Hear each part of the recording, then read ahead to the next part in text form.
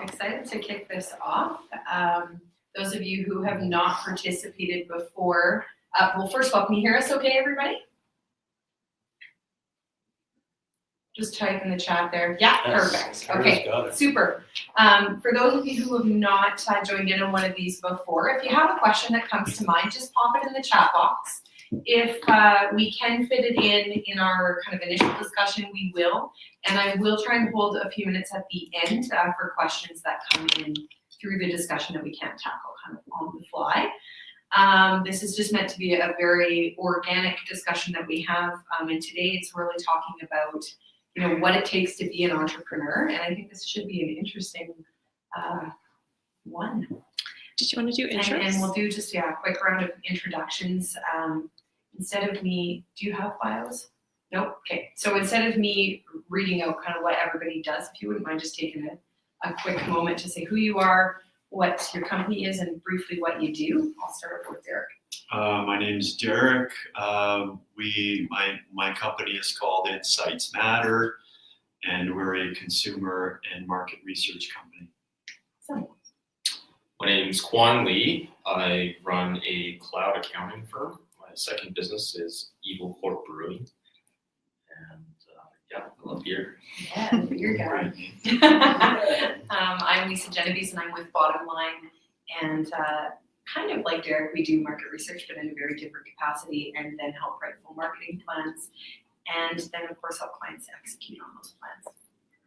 I'm Jesse, and I service boutique creative services. So started as a designer and I'm focusing more and more towards video.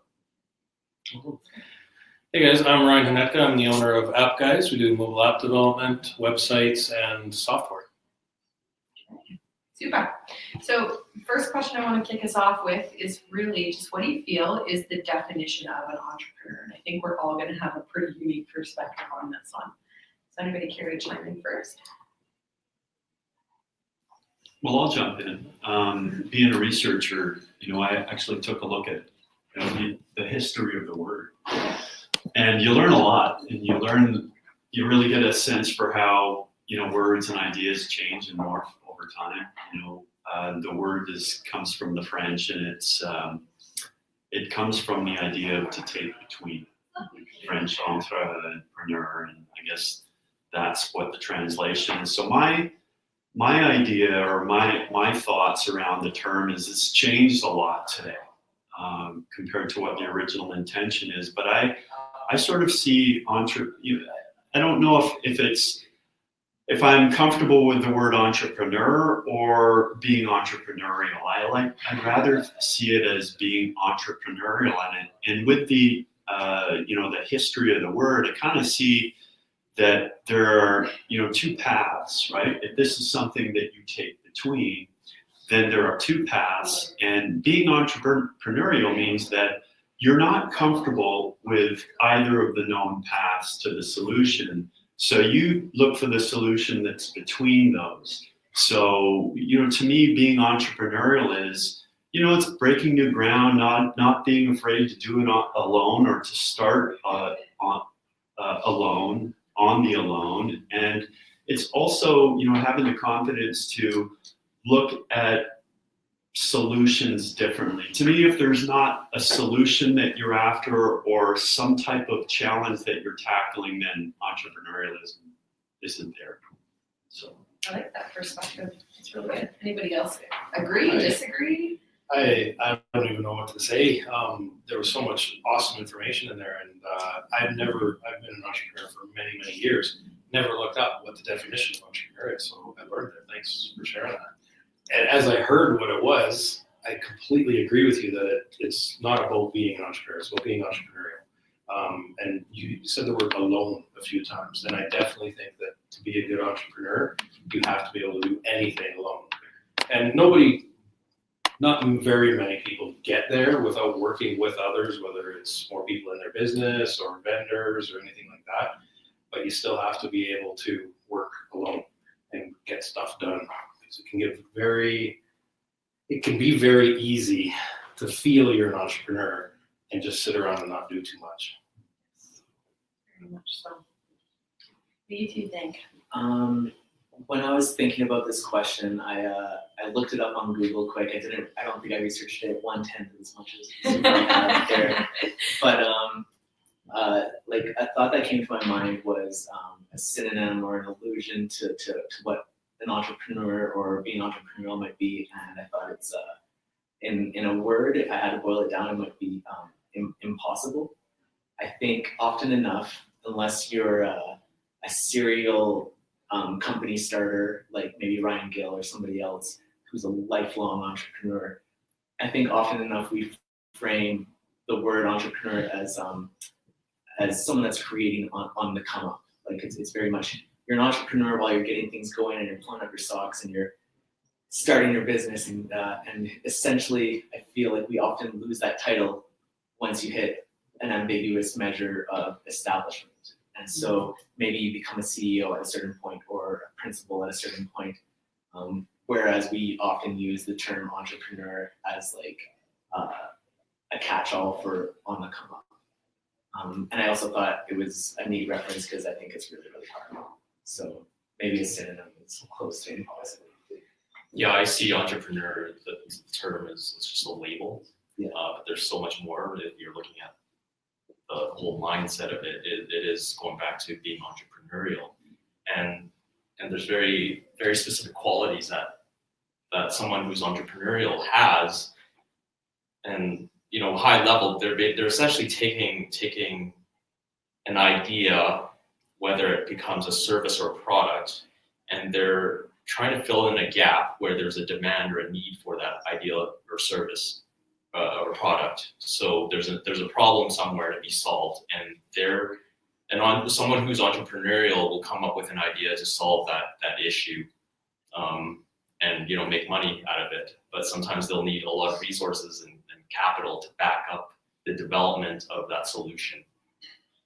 And if you can do this consistently, whether it's one idea you've had that solves an issue for 100 years, or it's something that's short-lived and you'll only see the end of it after 5 years.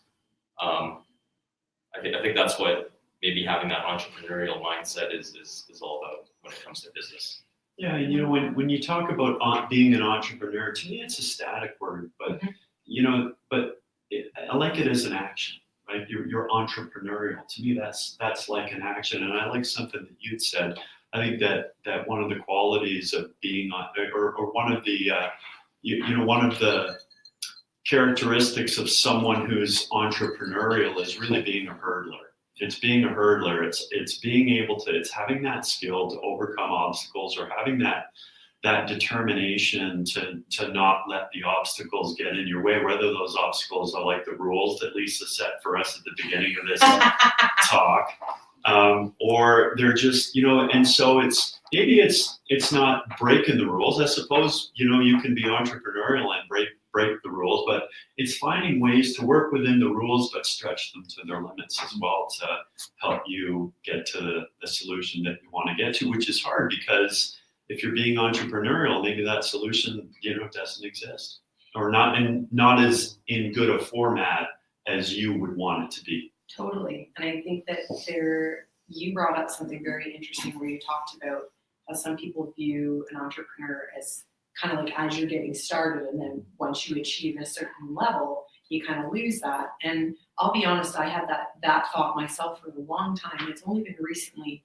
in some discussions with my team around, we've been looking at challenger brands and underdog brands and what that means. And I've actually come to realize that you don't lose being entrepreneurial when you hit a certain level of success. I almost used to have like the word entrepreneur, this is kind of embarrassing to say, but almost a little bit of a negative connotation to it, like, oh, you're a startup sort of thing. And I've come to have a real appreciation for, no, you don't ever outgrow that hurdler mentality. It sticks with you. It doesn't matter, what size of company you grow to. So interesting that you say that, and it actually brings us kind of into the next question I wanted to ask you guys is, like, what makes an entrepreneur different from an employee? Because in a sense, the example of, achieving CEO status, you are an employee, especially if you're a CEO at a different company, not one that you started, you're definitely an employee. So what would you guys say makes an entrepreneur different from an employee? Biggest thing that stands out in my mind, going from corporate to working with other entrepreneurs, I see that someone who's entrepreneurial or an entrepreneur has big ideas, and they're often very good at executing the right steps or the necessary steps to see that idea come to fruition. It's not just all talk. That's the one characteristic that really sticks out for me. It's like actually being able to execute versus just having the idea. Yeah. Okay. To me, I think it's person most responsible for everything. It's skin in the game. Whereas like being an employee, you're a lot more complacent and you have confines that you execute within a certain a box. And while you're being an entrepreneur, it's very much like skin in the game. You are responsible for the lifeblood and the success of that product or service. I think a big question someone has to ask themselves is if someone they're working with came to them and said, you're not getting your paycheck next month because we're going to try this cool thing and we'll hopefully make 10 times more money in a couple months, but you're never going to get paid back for this month you missed. If you don't go, okay, instantly and stop thinking about that, you're an employee. You're not an entrepreneur. Because you always have to be able to just set aside what you need for yourself for that greater good. Such a good analogy. I love that one. The way I answer this question for myself is it's mindset. I feel, I think it's a Robert Kiyosaki book, Cash Flow Quadrants, because it's an old school book.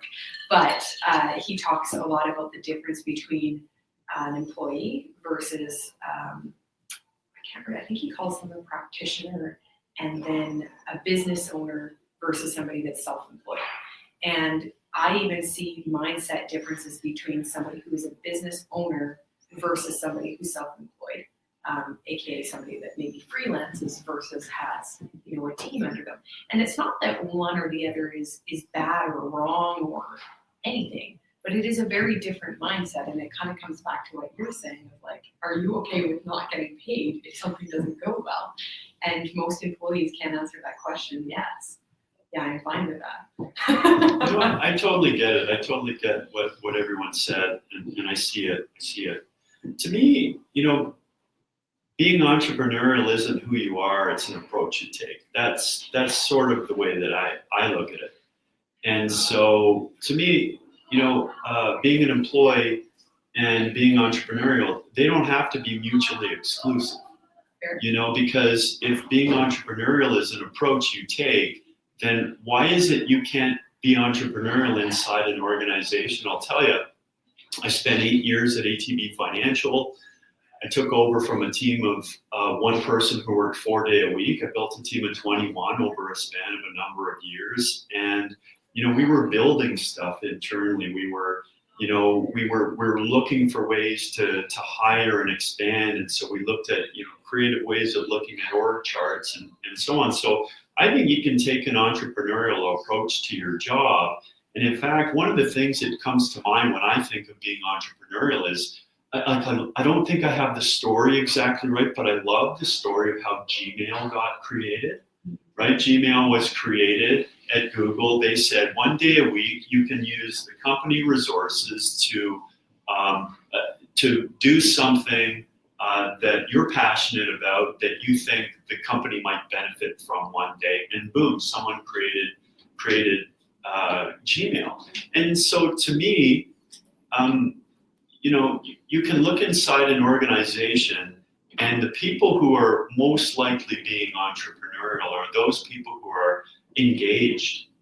They really enjoy working there, they love it, and when they're engaged and being entrepreneurial, they're creating things, they're working on their own time, they're involved in company types of things. Like, you get so much more. So if companies foster entrepreneurialism, they're going to build engagement, they're going to get more out of their employees, and not in a bad way, in a way that they love giving into the company. So I kind of, that's sort of how I have to look at it, because I look at entrepreneurialism as something that is sort of an action, and it's an approach. I think that's a really very valid point. I want to shift gears a little bit here and get into some of the hard stuff of being an entrepreneur. I think all of us sitting at this table, and probably those listening in, have had rough patches in their company or in their business. And it's not always hearts and flowers and rainbows. So what are some tips that you guys have that's helped you get through the rough times? Anything?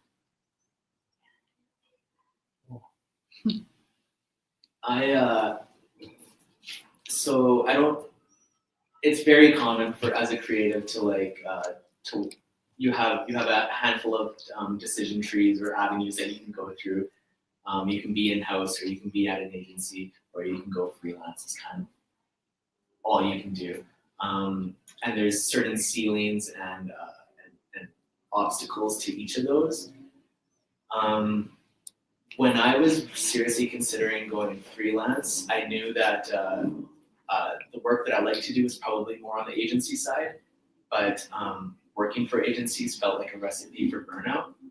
And you get to work on really cool brands, which really resonated with me, and it's something that I know is high on my list as far as things that made me fulfilled. But at the same time, every single minute I had was on a docket, and I didn't necessarily have the amount of time that I wanted to pour into that project. I just felt like a hamster on a wheel.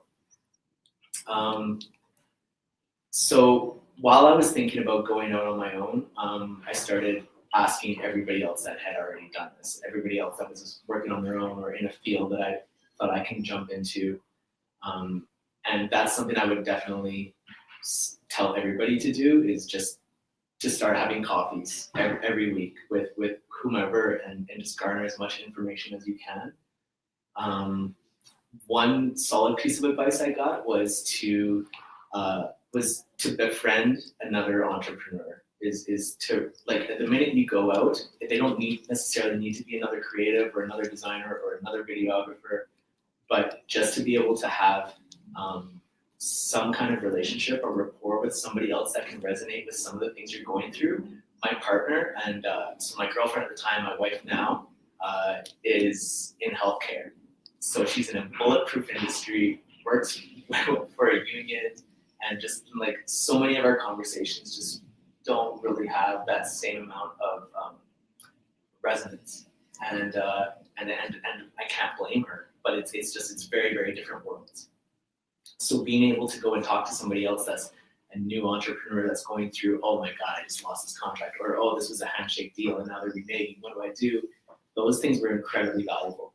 And even though we weren't talking tech or jamming on a ton of things that were very similar, it was enough to really make me feel like I wasn't alone, and other people are going through this too. So that would be one of my biggest points of advice, is just is to get support.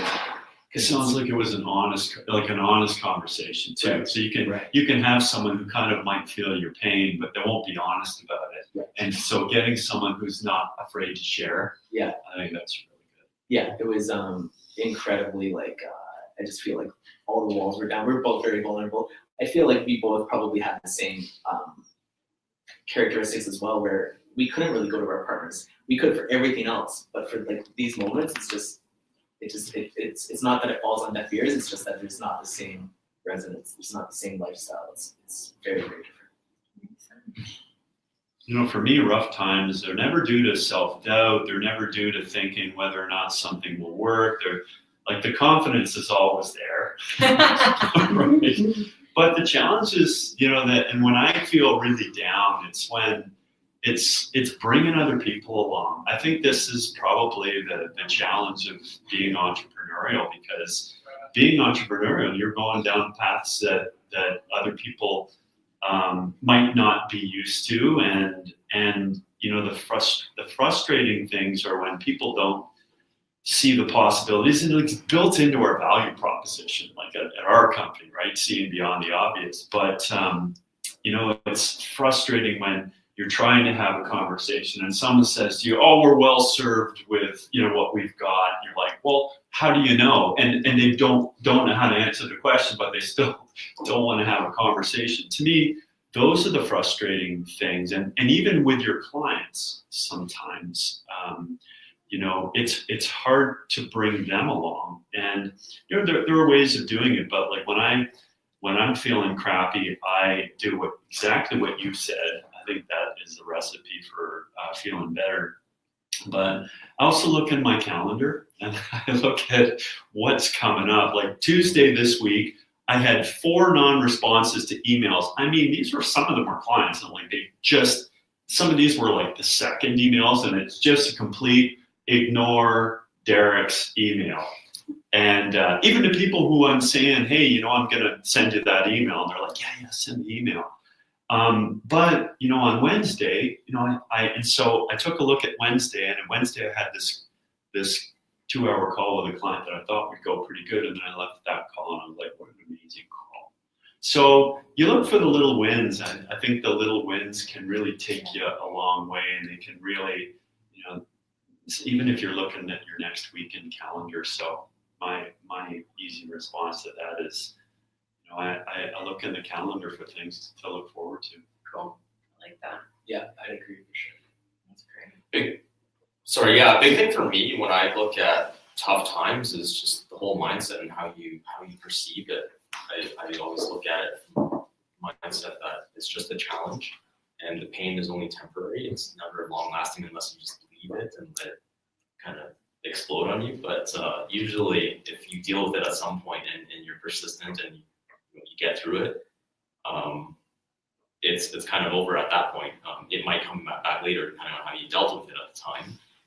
But you're always going to be thrown these curveballs and these challenges that you have to get through. And if you're kind of beaten down every single time, it's a very difficult journey that you're going to have. The other thing that really helps me, I think, is having that clear vision. So having clarity around your vision, that really gets you through. Like it's my motivating factor, the main thing that gives me my source of inspiration and allows me to wake up every day, because I know why I'm getting up to do what I'm doing. Every task that I do, it's very conscious action that I'm taking towards something. And it is a lonely road. I'm not gonna lie. Like even though I have a partner, sometimes he's off doing his own thing, and I go on and do my own thing, and sometimes we don't talk about challenges together. And I'll have to reach out to people within my network or support group for advice or just a different perspective. If adding to what Jesse was saying, and then Quan just now, that support network. Actually, I met with some people over the weekend on a different thing, and the same thing came up. Having that support network around us and with us is something that can get you through some of those times. And specifically that support network, we're in mobile app and website development. I have some people in my network that are also in mobile app and websites. As much as we help support each other, that's not who I need for my true support network. Because if they're rocking it and they're getting every contract and I'm sitting there going, we're not getting any contracts, what's going on?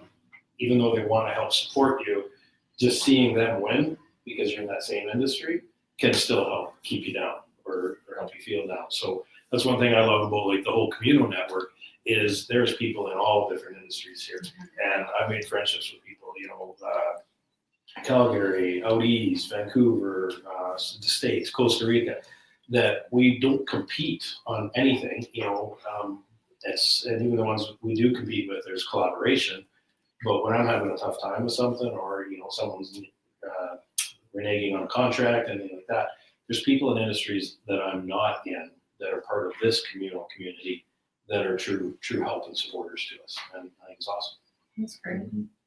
I'm going to echo what the 3 of you have said about community. That is like my number one. If I didn't have a support system in my first business, let alone this business, I would have. There's no way I would have made it till today. The other big thing for me is having a coach and a good coach. There's a lot of people out there that call themselves business coaches that, well, we won't go there today. But again, there's no way that we would be where we are if I didn't have somebody kicking my butt all the way through it. I think that, to your point about Communo, that's kind of what we're supposed to be about here, is building a community and leaning on each other. And I appreciate, having space in this building where if it's a bad day, I just walk upstairs and find somebody I know, and I'm like, oh my God, this happened. We need to talk about it. Whereas if I even look back in our old office where we did share offices with another company, but they were in a different industry. And I didn't find that I could talk to them like I do people in this building anyway. So. And even if you're having a bad day, even coming in the office, even if you don't feel like talking, there's some value to just being around other people. Totally. I may want to have my own space, but I feel like being around other people today. Makes sense. Sometimes it lifts your spirits without you realizing that it does. I want to, again, kind of take a bit of a left hook here on questions. What are the characteristics or skill sets that you guys look for in other entrepreneurs that you either look up to or you're looking to partner with? So what do you, I have a specific, I don't want to say criteria, but there's values that I look for when I'm kind of evaluating, is this somebody I would want to partner with on projects or include in my business in some way? Do you guys have specific things that you look for? Big gut feeling for me. Yeah. Trying to get to know the person or the small business that they've built, trying to learn about them, what the challenges are that they've gone through, what they've lost along the way. I think that if somebody was sitting across from me that was a potential partner and they had $1 million in their bank account and they started a business and they've got 4 contracts and they're doing great and they're like, we're the best company and we can handle anything, I'd still be careful of how I got into that relationship, because there's no proof that when the going gets tough that they can be that true entrepreneur and make sure that we commit to getting something done for whatever client that we're teaming up on. Seeing how people handle those challenges and those problems, what they're willing to let go of in order to have a better chance at a bigger success. I think you get a good gut feeling about, or can get a good gut feeling about those people. I like what you said there, and I totally agree from the gut feeling perspective. And those who, I won't go into political debate or any of that that's been in the media lately, but people that claim to be self-made but have never had to really go through something hard. As an entrepreneur, I do view that relationship very differently than the ones that I know started with $500 in their basement and have now grown their company to be this brick and mortar huge thing. Different view for sure. The fighters are people that I definitely get the gut feeling of getting into something right away. The ones that I don't see that fighting history, just everything's been really lucky. I still look at how we've worked with them, because there might be positives from it, but it's going to take a little bit longer in that relationship for me to truly feel that we're going to push the boundaries on something. That makes sense. What about for you? The biggest thing for me, I'd say, is openness. Okay. Communicating with someone, it does come back to this gut feeling, but I think when someone who's sitting across from you is able to share everything that they've been through, and they're not afraid to talk about their vulnerabilities and exposing themselves, I think that means a lot, and it allows me to be as open and honest with them. And I think when you have that kind of relationship, you can foster a lot of good ideas and a lot of it's just it builds a good foundation for a strong, solid relationship. Makes sense. And I think around the table here, correct me if I'm wrong, guys, but you're the only one sitting here that has a business partner. I think everybody else. Yeah, with both businesses, I have Okay. my accounting business. I have one business partner. We have a team of 4, and then the brewery side, I have 4 other partners. Okay. So I'm used to working with a team. And do you feel that, like you've highlighted openness as a big kind of characteristic? Would you say that that's what kind of drew you to all of those people, or were there other things? Yeah. The relationship started with the openness, and through the openness, trust was established. I don't trust everyone from day one. Usually, the way I was brought up, I usually have a certain level of skepticism. But yeah, it's just through time and knowing people to the level of who they really are. That's kind of, if I feel comfortable with them as a person, that's who I would like to do business with. It's not someone who I've met for 3 months, a year. It takes time for me. That makes sense. I look at that question almost a little bit like, if you're going to hire someone who, because I kind of feel like that might apply to us, what qualities and characteristics would you look for? Well, there's two things, right? There's the raw materials, and then there's the, what you can teach in someone. And to me, the raw materials are the confidence, the self-motivation, people that are really good at filling their space really efficiently with time. They volunteer for stuff, but, the people who love solving puzzles, and so, if we were going to look to bring someone on board, it would be someone with those skills, like an artistic edge somewhere, regardless of how you could write poetry. But the point is there some sense of creativity there? And then, the other things, bringing people along, being a good communicator, even approaching problems creatively, you can help encourage people to do those sorts of things. But if the raw materials are absent, then you're going to be pushing on a rope, right? Yeah, I think a lot of the mentions around the table are around your likeness or your aptitude towards bringing somebody on board. Immediately when I think about partnering up, I think topically, I think about my gaps and my weaknesses. And it's easy to be like, okay, if your strengths are in these other categories that are my weaknesses, like that's a decent fit. But inevitably, it's like gut feeling and this ambiguous mention of I like you, or we jam well together. Like that's just something that's really hard to put into words.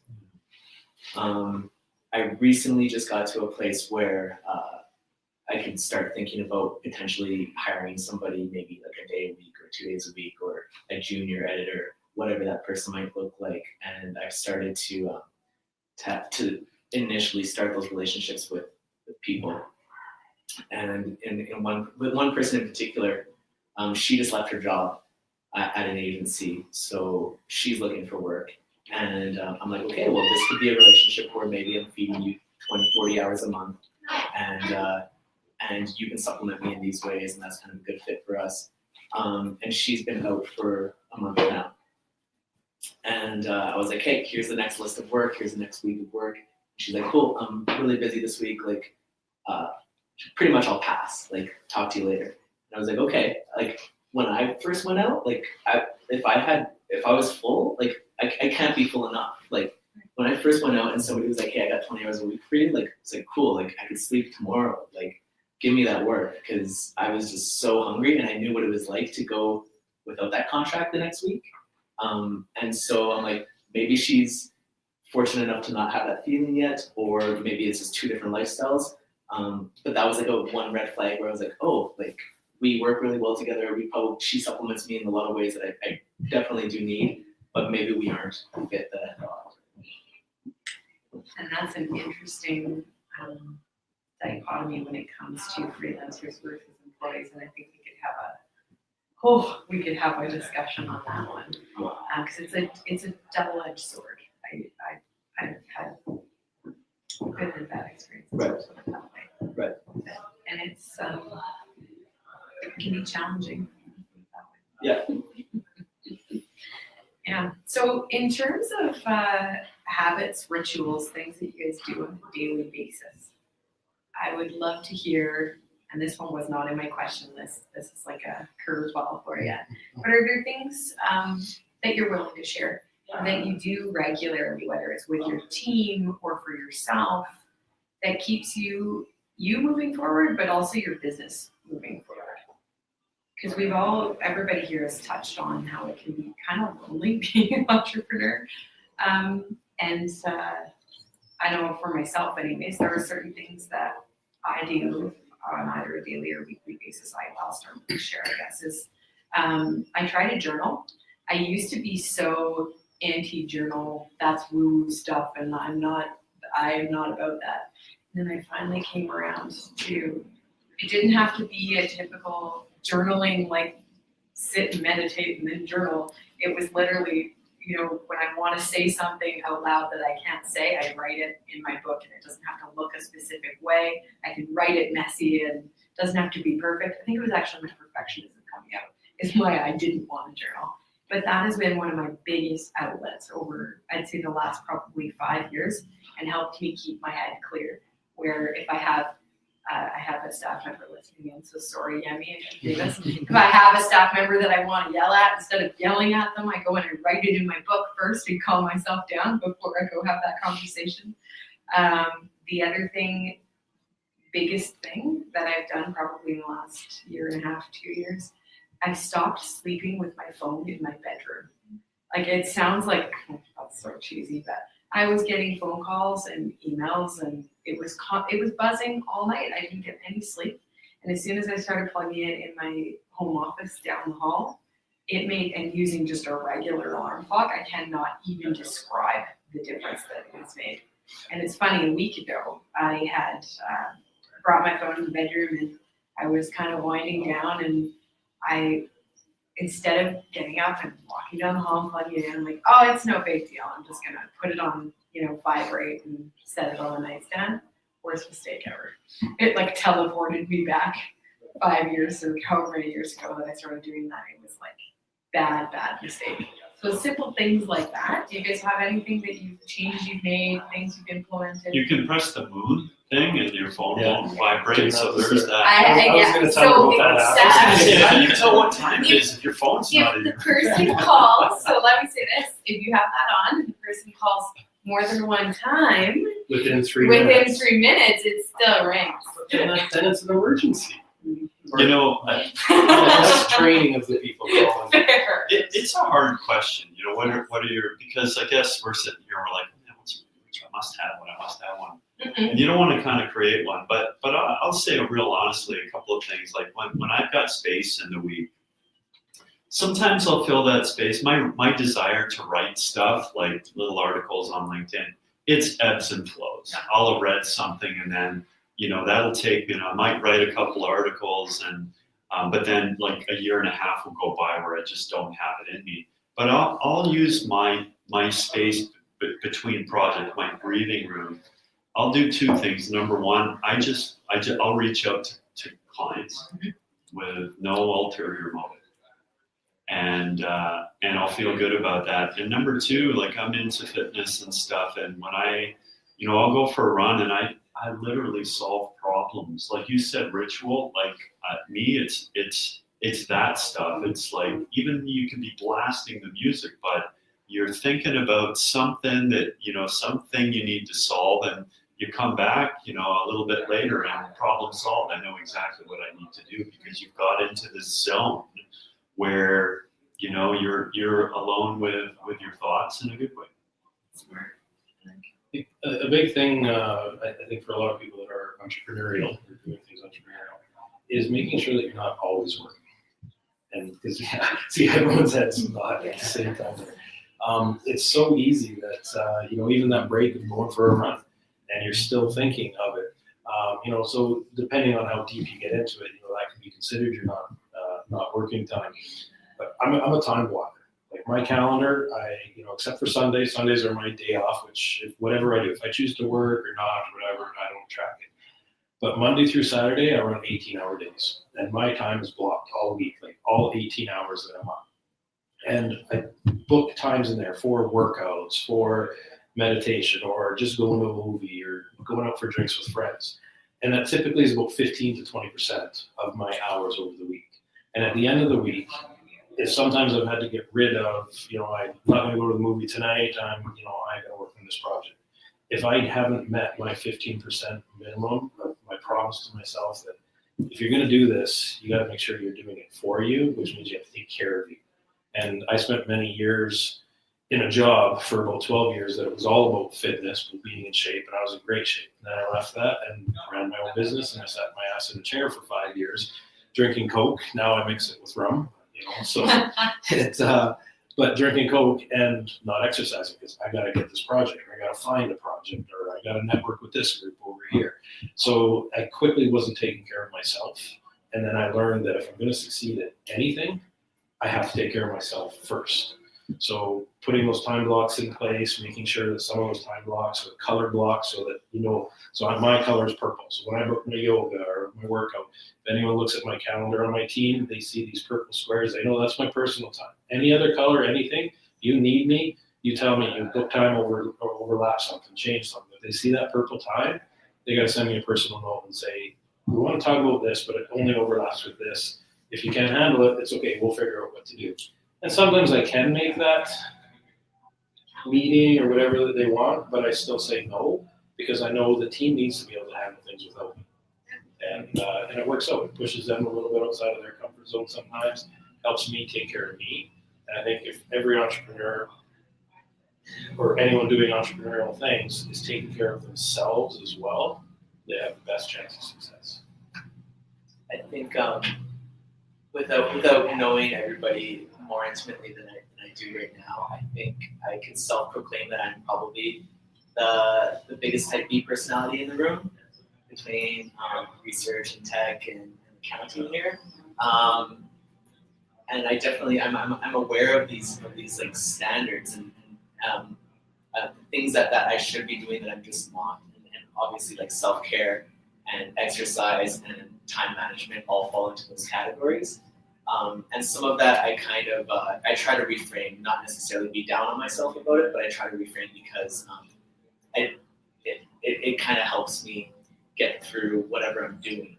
Like I do feel like to a certain extent, my proficiency as a creative probably lends itself to some of my lifestyle.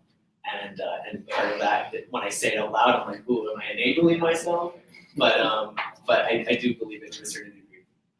As far as rituals or habits that I do invoke or that I do adhere to, I would go back to that social network that I talked about.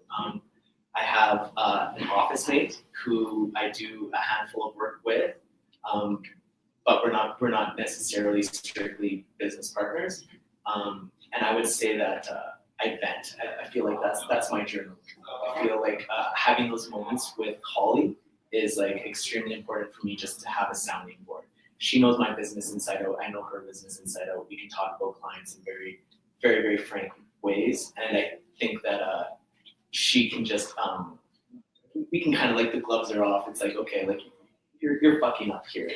Like we can have those moments, and it's like, no matter how much I might admire your expertise, I can't necessarily get to that point as quickly as I can with somebody else as I can with her. I think that might be my moment.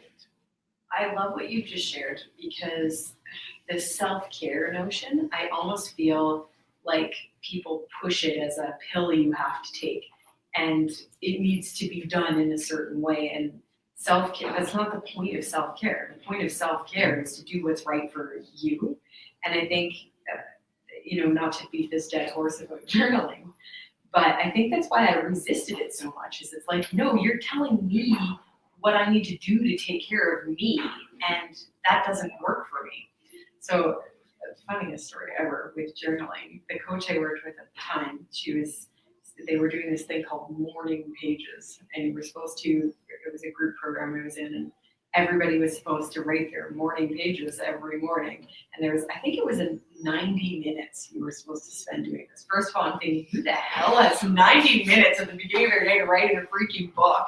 But okay, fine, I'm up for the challenge, I'll try it. So I did it for 2 days in a row, and by the end of day 2, I had gotten about 30 minutes of my 90 minutes in, and I was going back and I was editing my journal from the day previous, and I went, this is definitely not what this exercise is for. This is just not normal. So I think to your point though, like finding, when you said that you guys venting, that's your way of journaling. It doesn't have to look a certain way. Like self-care can be anything. Yeah. If it's just something that you feel fills your cup back up and doesn't drain it. Yeah, I think it's super important to find something that works for you. There's a lot of models that are pretty universal: fitness, health, diet, for sure, sleeping.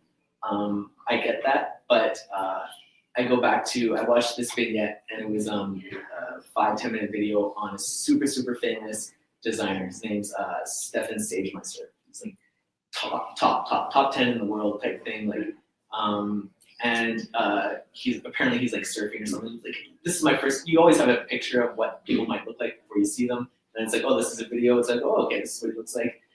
He's at his surf house, so whether he's on vacation or whether this is where he works sometimes, and he opens up his laptop on camera, opens up his MacBook, and it's got like a crack on the bottom right of the screen, and he opens up his desktop because he's about to show the camera something, and his desktop is atrocious.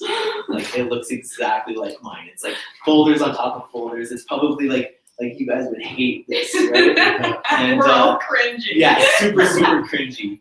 And I was like, I can't believe you're where you are in your industry and like your desktop looks like this. And he's like, while he's going through it, he's like, I know I can clean this up. He's like, I could probably get my junior to clean this up, but somehow I think the work would be different. And like, I think that was just like a really honest moment of him being really critically self-aware.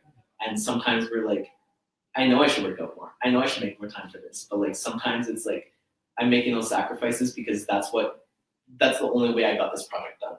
And me getting that project done probably filled my cup up to a certain extent more than that workout might have. I like that. Huh.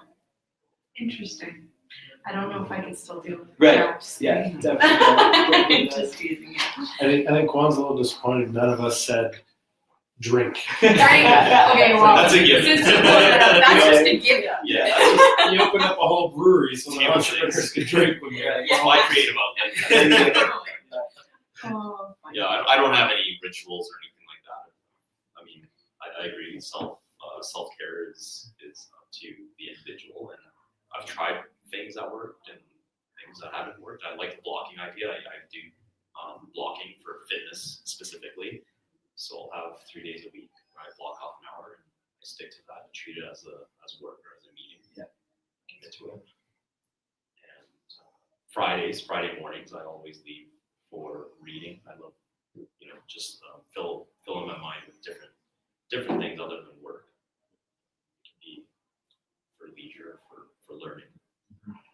But sometimes you'll see me downstairs, just like sitting by myself or at the coffee shop down the street, just on my phone reading something. I'm not working, right? So It's good I think though. when I you don't start do the with blocking myself. No? I'm type B+. Okay. And ironically, you got the A on that. Yeah, it's true. That's funny. Yeah.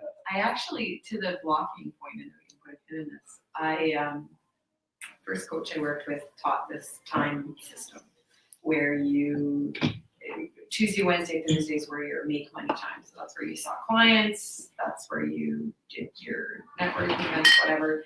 Mondays and Fridays were your what she called buffer days, which you could get your admin work done, get work done.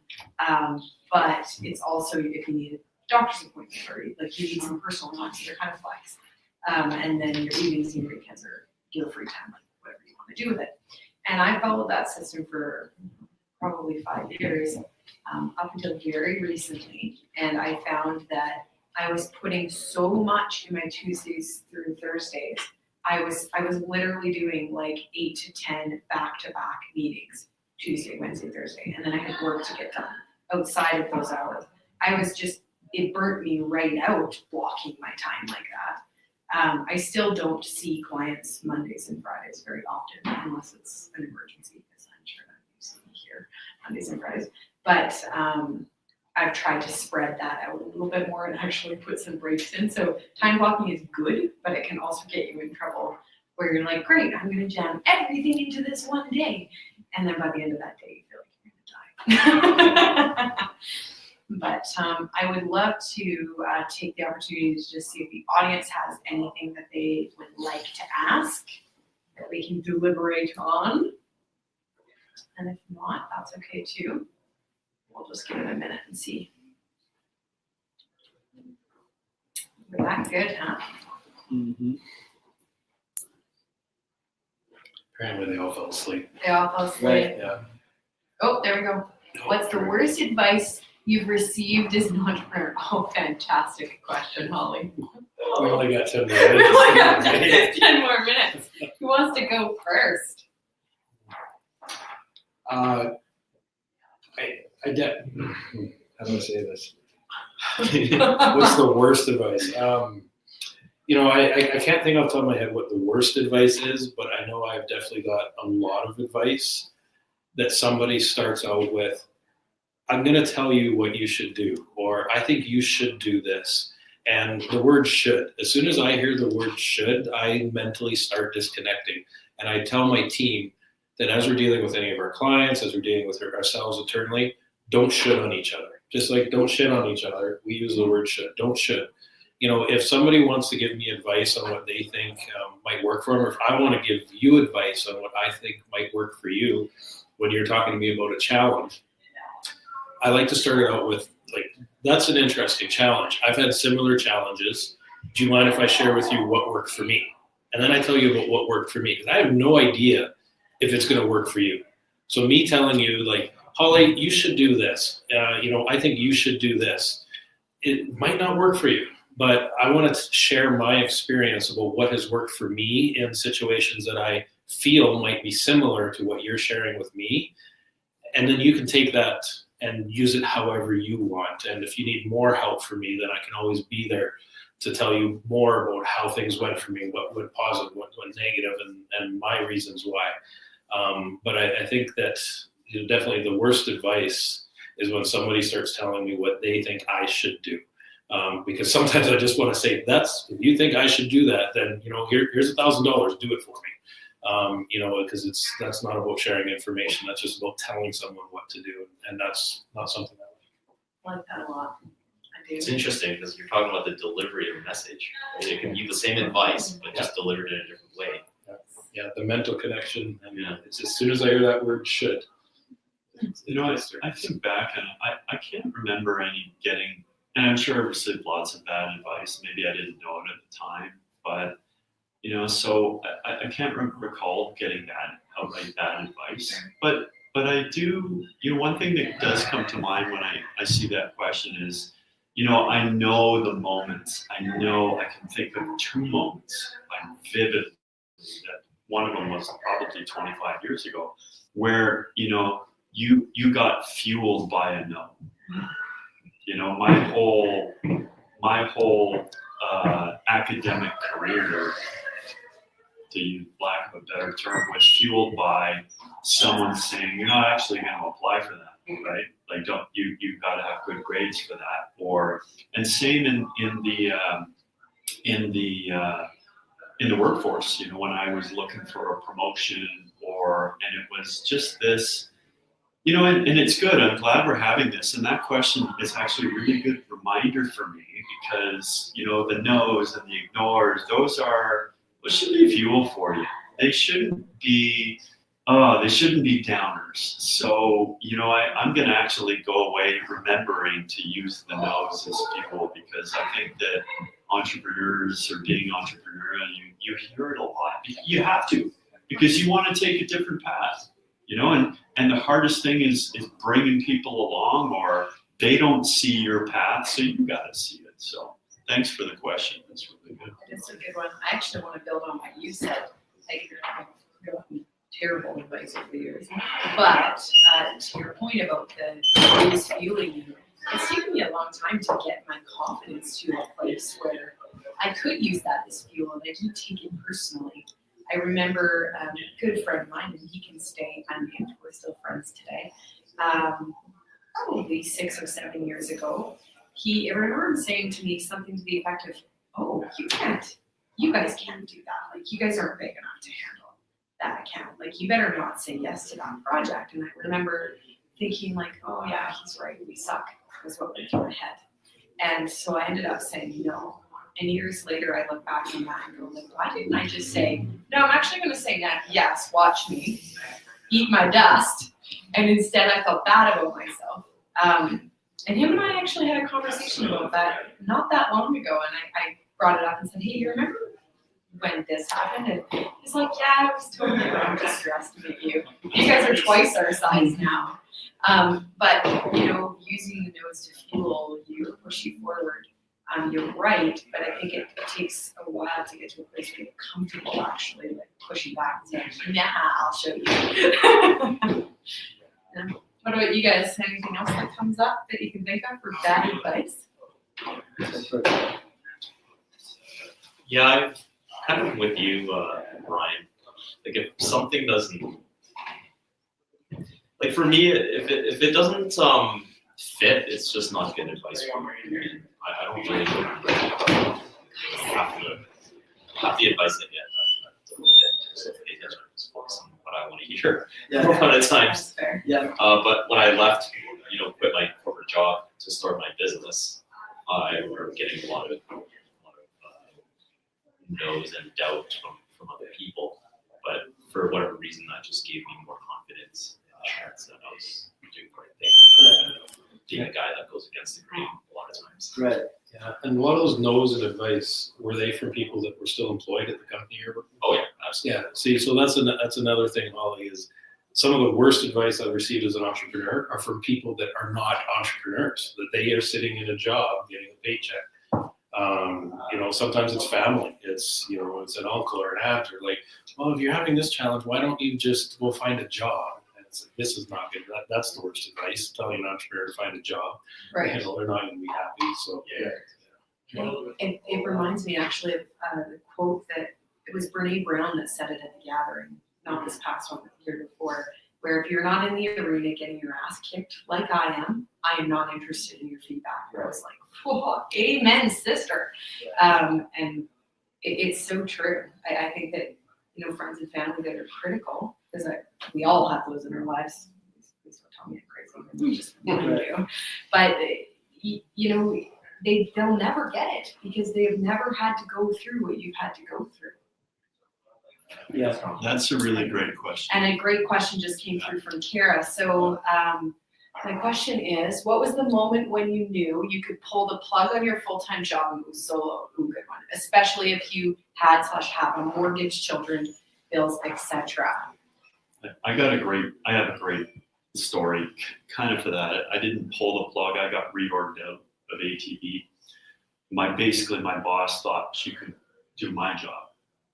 And so I was about to go back to one of the big research firms. I kind of got a history with a couple of the big research firms, and I had a couple of opportunities to do that.